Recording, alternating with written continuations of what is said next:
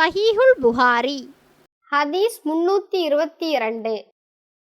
நான் நபி ஸல்லல்லாஹு அலைஹி வஸல்லம் அவர்களுடன் ஓர் போர்வையை போர்த்தி படுத்துக் கொண்டிருந்த போது எனக்கு மாதவிடாய் ஏற்பட்டது.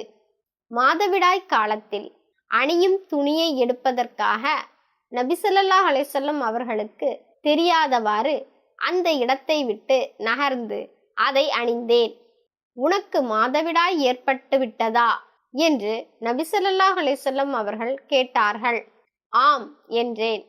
ஆயினும் அவர்கள் என்னை தம் அருகில் அழைத்தார்கள்.